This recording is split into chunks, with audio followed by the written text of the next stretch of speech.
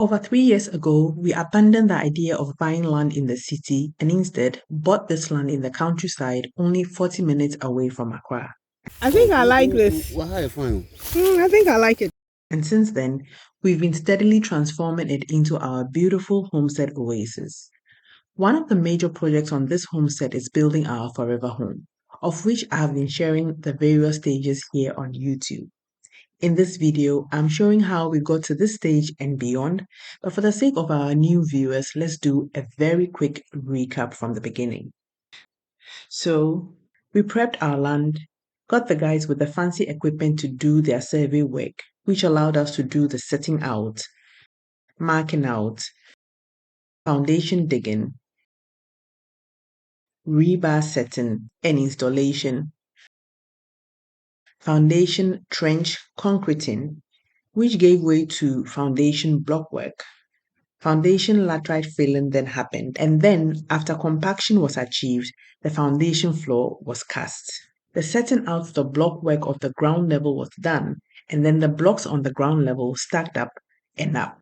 Then, the vertical rebars were boarded up, and concrete was poured to form the many pillars within the walls of this house. And soon, the house was looking like this. This is where we left off in my last video on this house build, but soon we were ready to continue to the next level. Hi, my name is KOREWAA. The next level up was the lentil beams and the concrete floor. So we got the plywood and all other wood needed for this crucial stage delivered to site. The carpenters arrived back on site and got straight to work. They started by installing beam plates where there were openings in the wall, like where doors and windows would go. They then propped up the beam plates with bamboo stakes. This was to ensure the weight of the iron rods and the concrete once poured are supported in place until the concrete cures. Then they got to work cutting the plywood to the shape of the lentil beams we were about to form. The size of the beams was about 24 to 26 inches, thereabouts. So the plywood was cut to that size. Once that was done, the carpenters installed the plywood they had cut on either sides. So this cavity would hold the iron rods and form the sides of the lentil beam once the concrete is poured. And again, as you can see, the bamboo which was propped up underneath was to ensure that the wooden formwork would withstand the weight that will be introduced into it.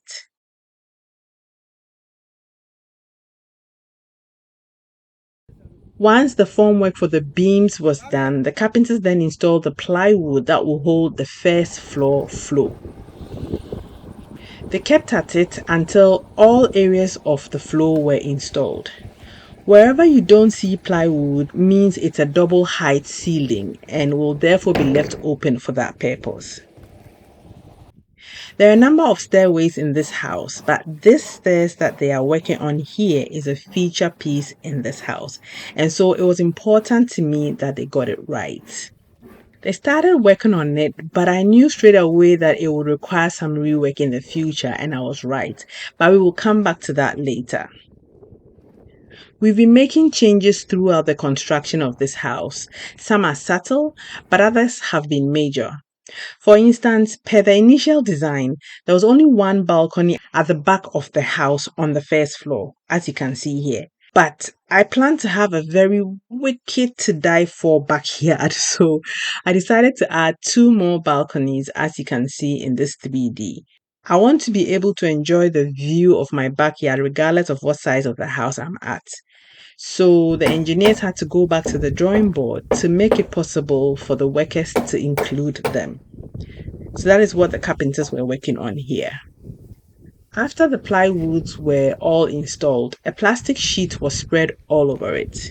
Now, kindly correct me if I'm wrong, but I think this is to protect the plywood from water damage and to make it easy for the plywood to be taken down after the concrete floor has cured. But like I said, kindly let us know in the comment section if this is right or if there is another reason why this plastic sheet is laid over the plywood before the floor. The steel benders were up next. They needed to work on both the rebars that will form the lentil beams as well as the rebars that will go into the floor.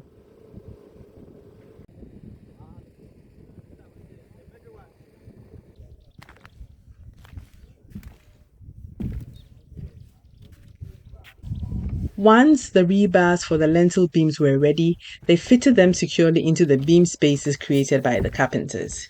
And when that was done, they worked on placing the rebars that will go into the floor.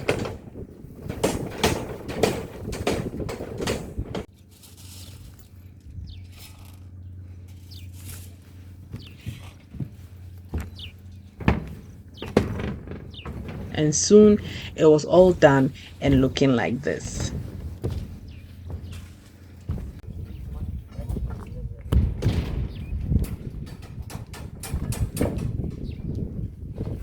The plumbers came and installed their pipes where pipes needed to go.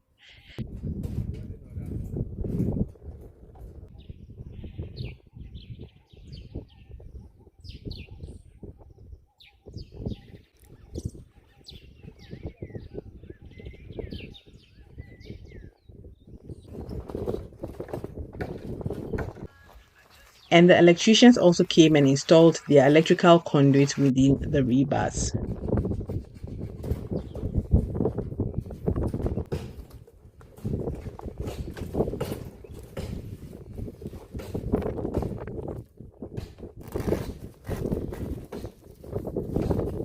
Then it was time for the concrete to be poured. Cement was delivered to site and offloaded.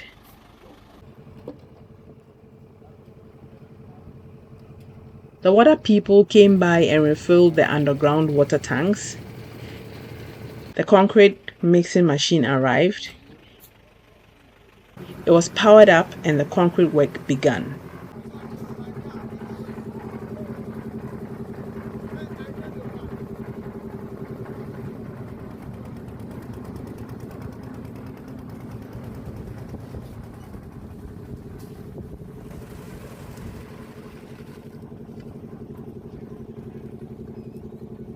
Both the lintel beams and the floor were worked on at the same time.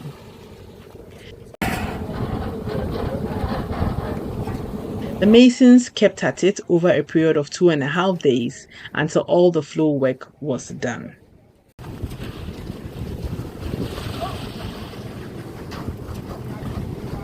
And in no time, I was able to walk on the first floor level and take in that view. It's breathtaking up there, I tell you.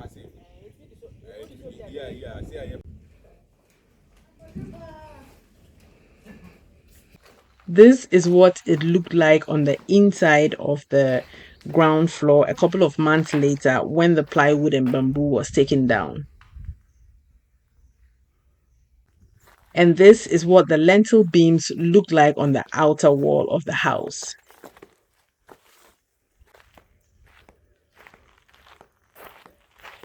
And after a couple of months curing, we were ready to tackle the block work on the first floor.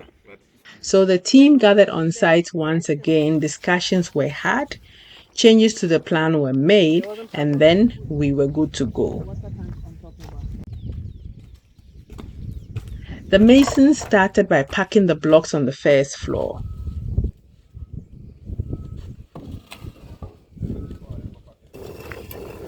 And once enough blocks had been packed there, they started setting out where the walls will go with one course of block work.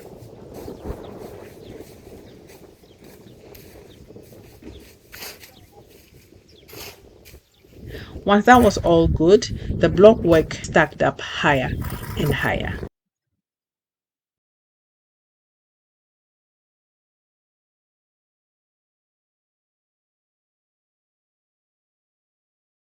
Around the same time, the steel benders were also working on the rebars that will form the vertical pillars within the walls of the first floor. These iron rod guys are always captured eating, I'm not sure why. But anyway, work and happiness. Soon all the rebars were erected and standing tall like so.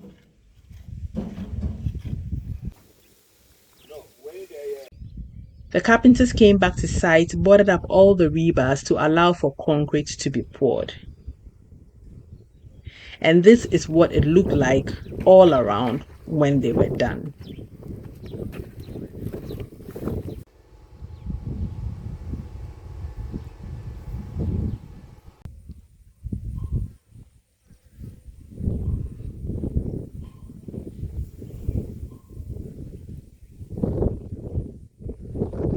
More cement was delivered to site. The concrete mixing machine featured once again. It was fired up.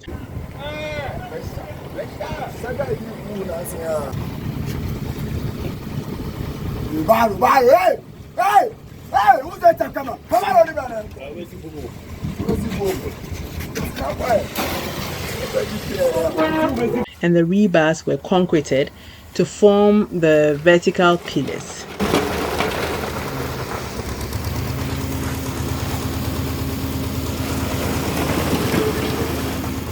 And soon, that was all done and dusted.